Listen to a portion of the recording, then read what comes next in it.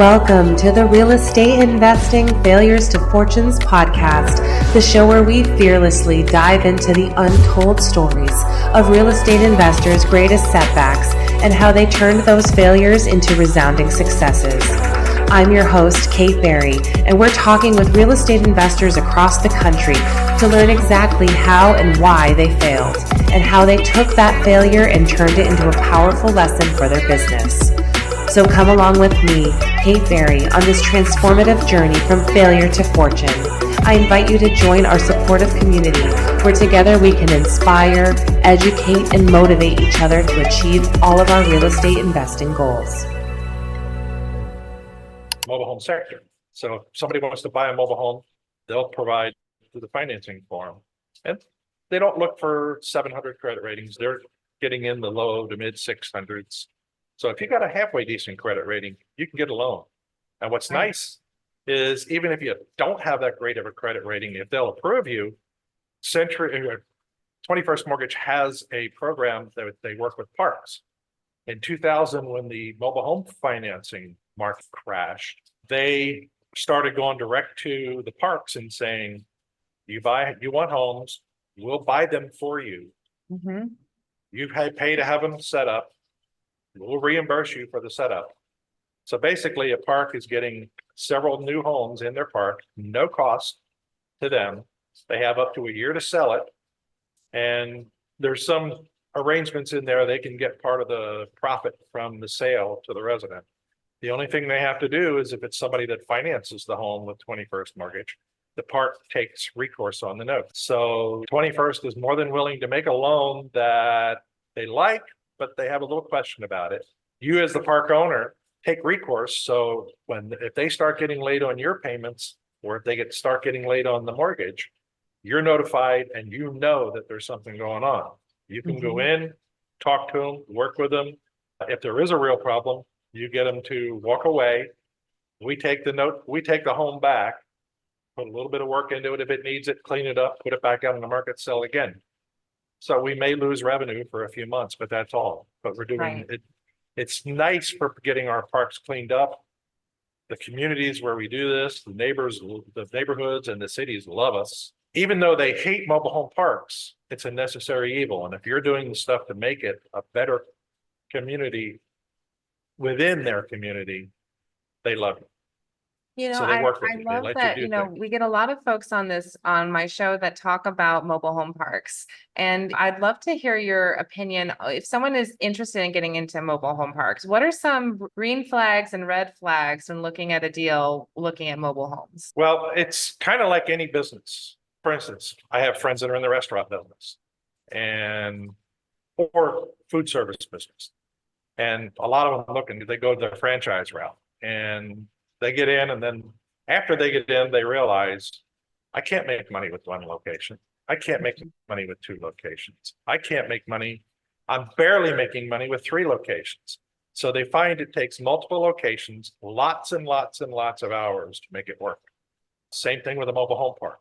To really make good money, you've got to go in, you've got to be on top of the residents that are in your community, make sure they're paying on time, make sure they're keeping their homes nice. You got to be on your manager to make sure that they're enforcing your rules and regulations for the parks. You've got to keep it a nice community within the community that it's in to make sure that the city's going to like you. They're not going to be on your case all the time. They're not going to fight you if you want to do something like, hey, I have a lot next door. Can I add 10 more homes to it? They'll let you change. They'll let you either change or they'll give you a zoning variance to do that. One of the biggest things right now is, if you've ever listened to Warren Buffett, Warren Buffett likes businesses that have a big moat. Mm-hmm. When you drive, for a good example, when you drive around right now, self-storage places have you seen going up? How many car washes have you seen going up? These are 2 of the higher profit, low investment or low cost investment types of investments. And for that matter, how many apartment buildings have you seen going up? The apartment buildings going up tells you there's a shortage of housing in the market. Yes.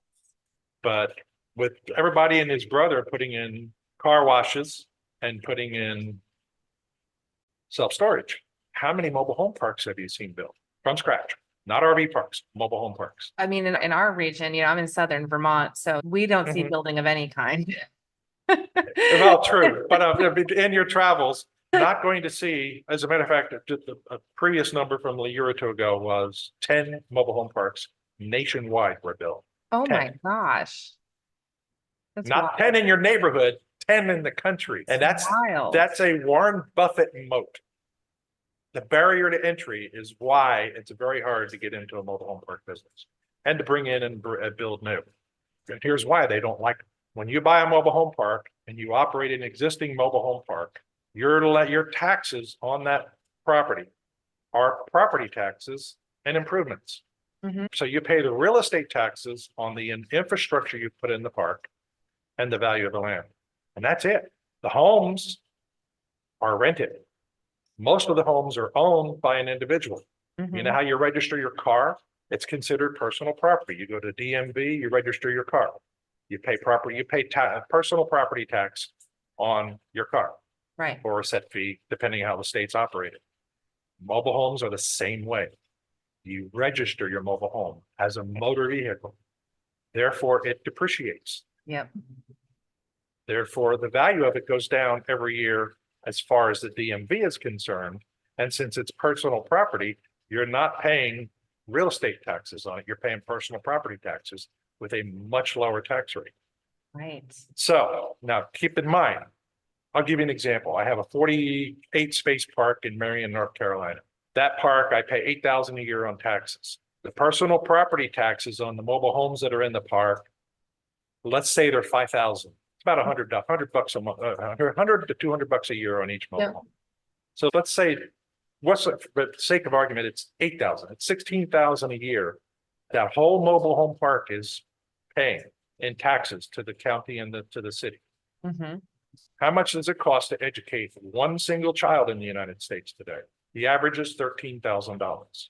I have 20 kids in my mobile home park. The city is not making money on my Right. mobile home park, but it serves a necessary evil. It gives low cost living environment for families that are on a tight budget, low income workers, the McDonald's workers, the Walmart, your low paying jobs.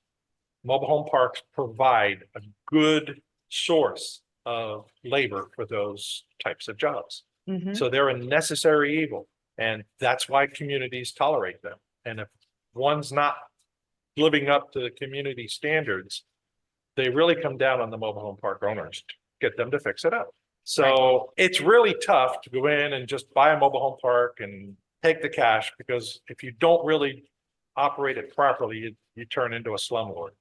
Right. And that And you was don't going wanna to be be my that. follow-up question is when you're looking at mobile home parks, what is the exit strategy, or what is the strategy that you're looking for? Is it cash flow? Is it some type of appreciation? Do you need to have a 5-year plan, or is it much more buy and hold? It can be either one of those. It could be a 5-year plan. That's what we normally do. But what we do with our investors, and so in order for us to start it with what we do, if you buy one mobile home park, you live or die on that mobile home park. Mm-hmm.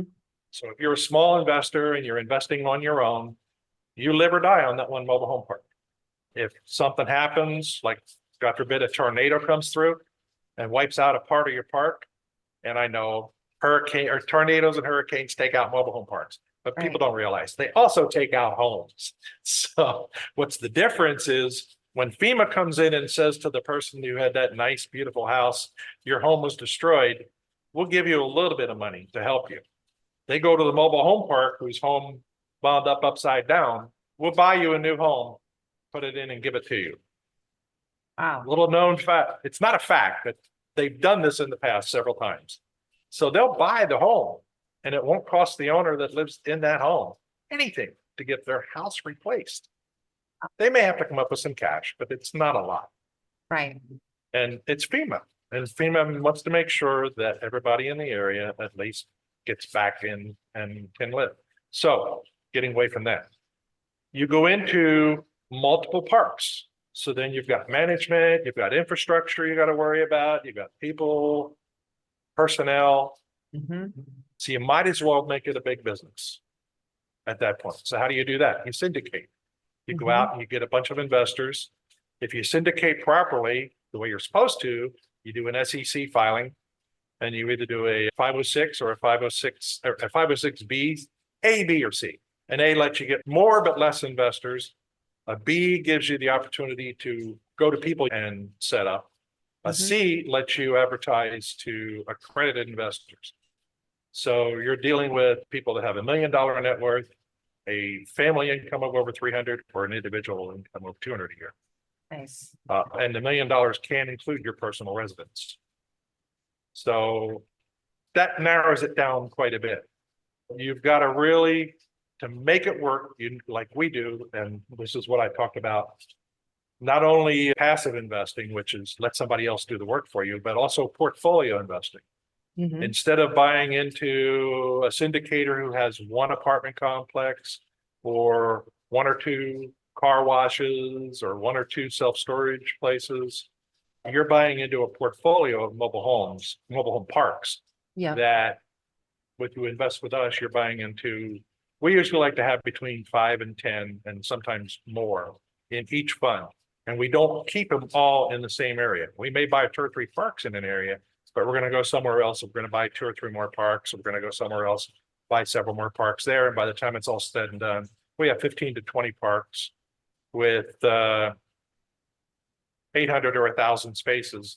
Wow, that's amazing. And you're getting a lot of cash flow. You have somebody that knows what they're doing, taking care of getting costs under control. And this is what makes a park successful: going in and cleaning up, getting rid of the problem tenants, getting rid of the problem homes, getting the homes back to city code, because many times you'll buy a park, a home or 2 or 3 or more in that park won't meet city codes for inhabitants. Right. You've got to get the homes cleaned up. You've got to get them fixed up. You got to help the residents that are in there, because most of the time they don't have the money to put several thousand up to fix things. You help them. Yep. You raise the rent a little bit, lend them the money and make sure they get it done. And then if they leave, they give you the home for what they owe you, or you give them you buy the home back from them and turn around and put it back on the market.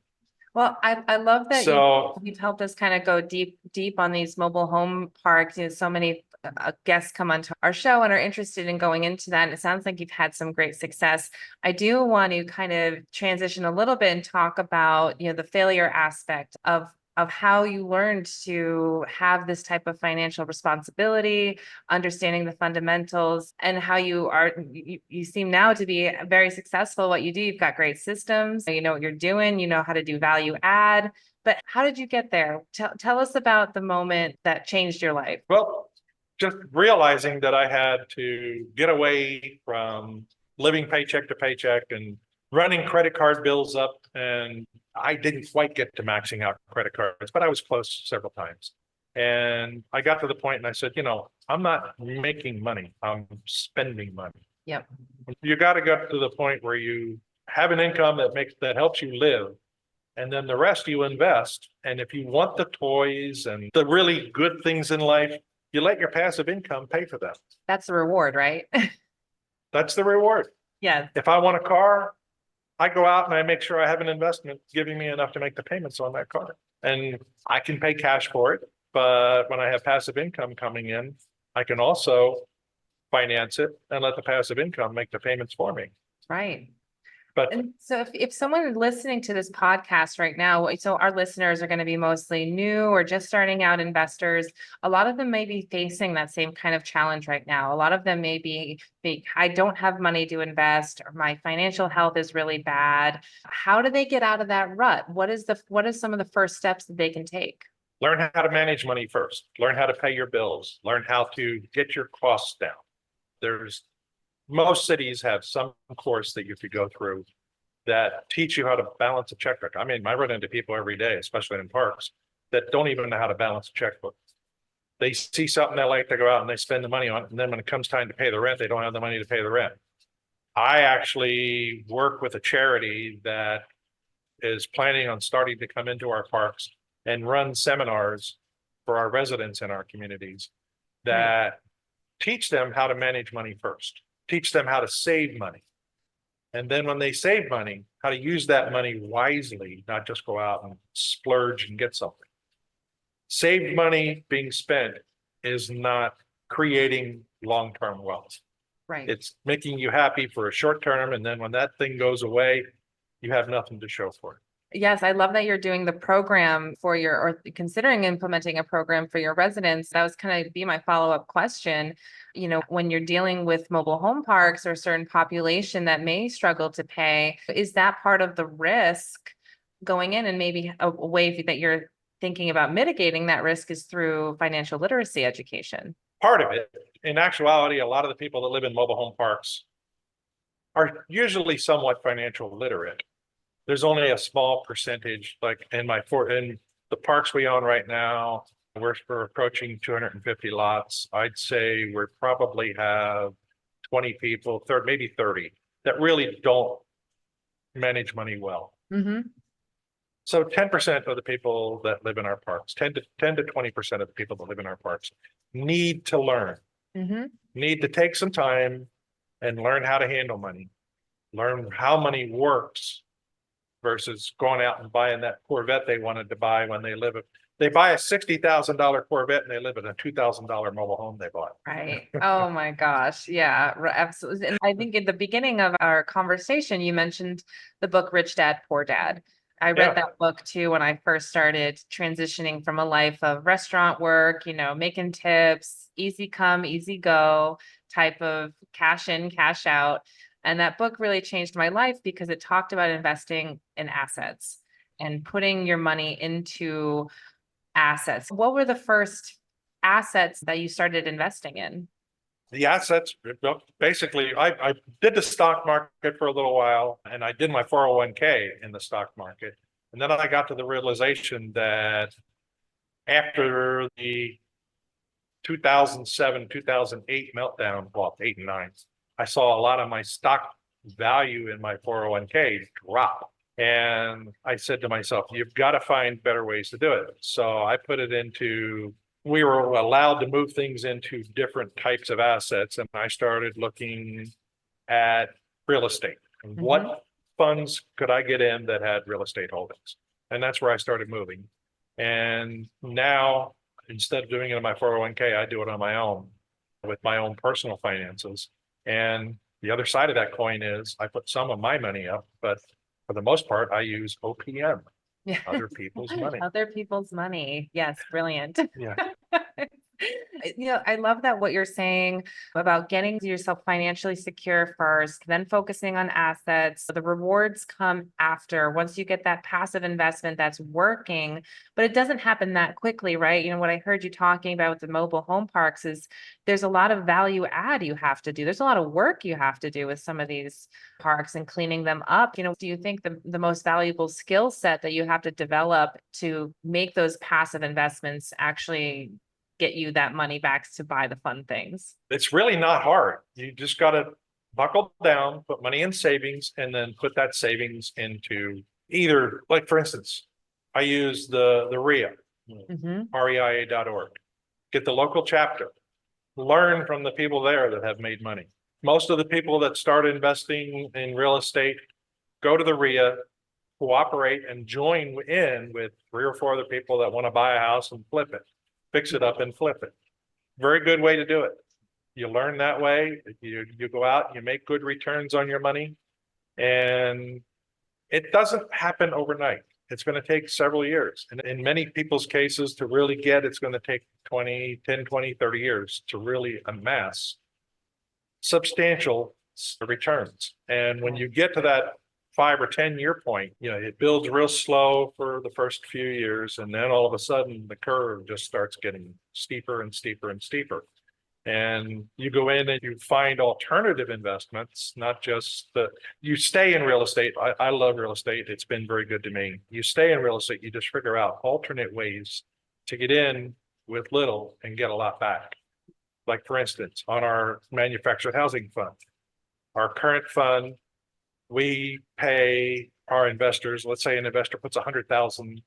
I know that's a lot for a lot of people, but they put 100,000 in, they're going to get 8% return on their money.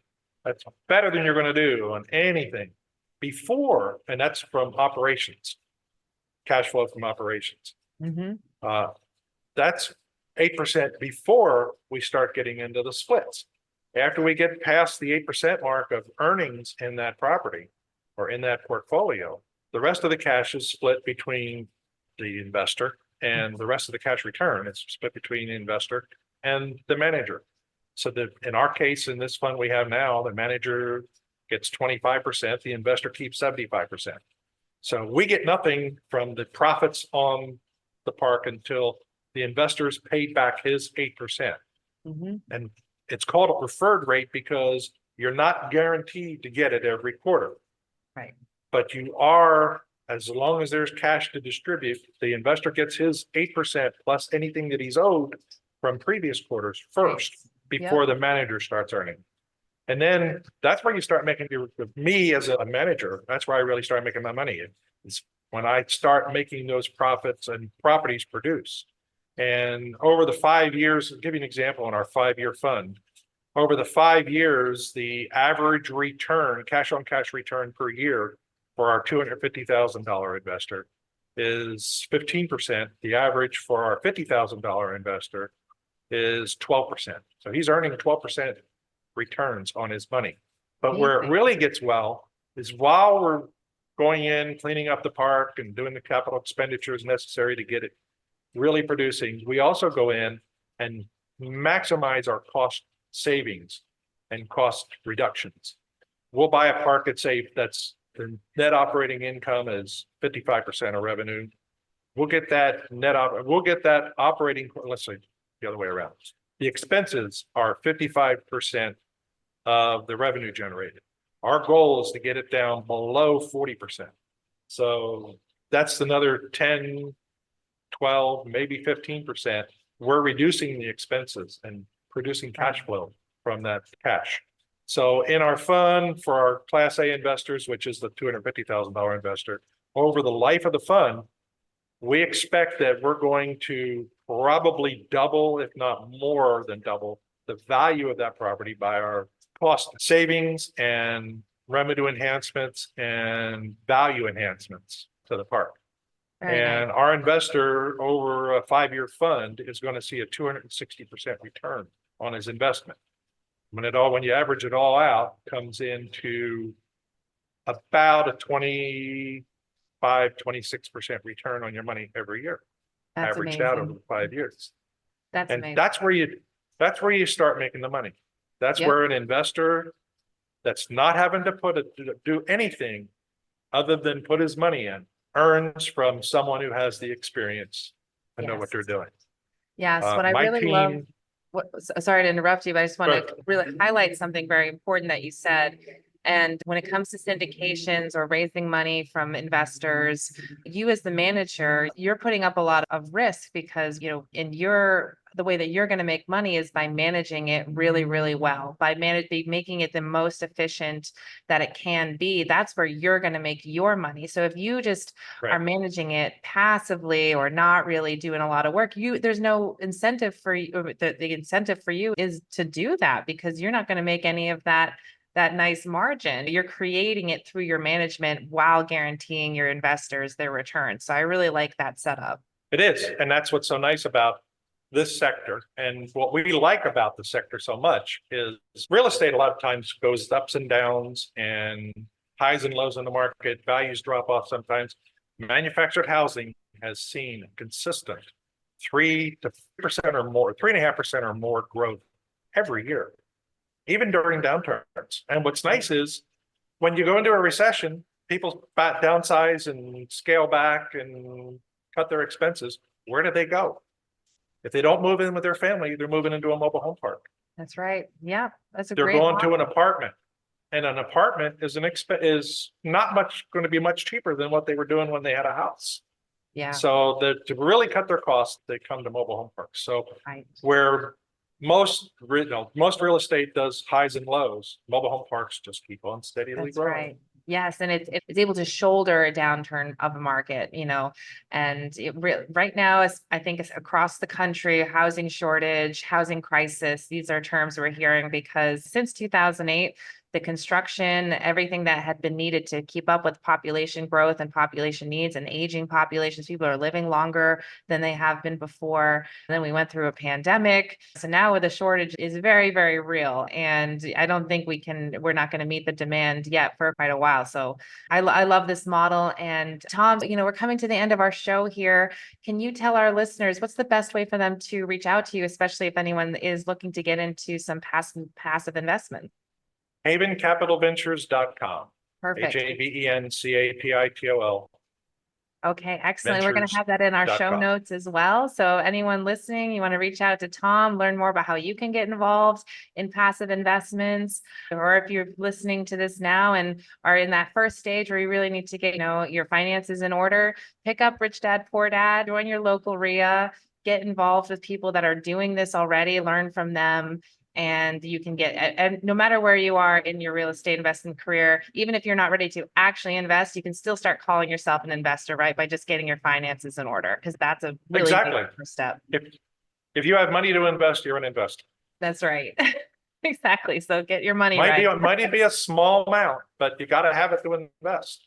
That's right. And it's going to take several years to get it straightened out, get your bills paid off, get rid of the high interest rate credit cards you're paying on, pay them down. I mean, quick, real funny story. My wife, when we first started dating, we'd go out and I'd go somewhere and I'd say, well, let's see if there's anything left on this and stuff like that when I'm using my credit cards and stuff like that.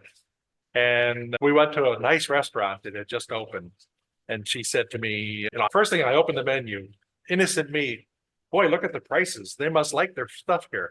And I was being funny about it. She took it serious. So she ordered chopped steak and everything. And I ordered the filet with the special house salad with the mushrooms and onions on top and everything else. And finally, that was like the straw that broke the camel's back. And she said, well, how much interest do you pay on your credit cards? What's your interest rates on your credit cards? I said, I don't know. She said, you don't know what your interest rate is? I said, no, I pay them off every month. So why do I have to worry about what the interest rate is? Then she realized what I did and how I did it. It was like, okay. So now she gets the fillets. We get the best hotel rooms, everything. Yes, right. Yes. It's all gravy now, right? Exactly. But, at first she thought I was this poor pilot that didn't have any money. Didn't know the other way. No. Well, I love that, Tom. Well, thank you so much for being on our show today. We really appreciate it. And to our listeners, this is the Failures to Fortunes podcast. I'm your host, Kate Berry, and tune in next time. Thank you, Kate. You're welcome. Thank you. Thank you for joining us on another episode of Real Estate Investing Failures to Fortunes podcast. If you enjoyed today's stories and insights, don't forget to subscribe, rate, and leave a review. Your feedback means the world to us. Remember, your journey in real estate is a marathon, not a sprint. Embrace the failures, learn from them, and turn them into your stepping stones to success. I'm Kate Berry, and until next time, keep hustling, stay inspired, and keep turning those failures into fortunes. Happy investing.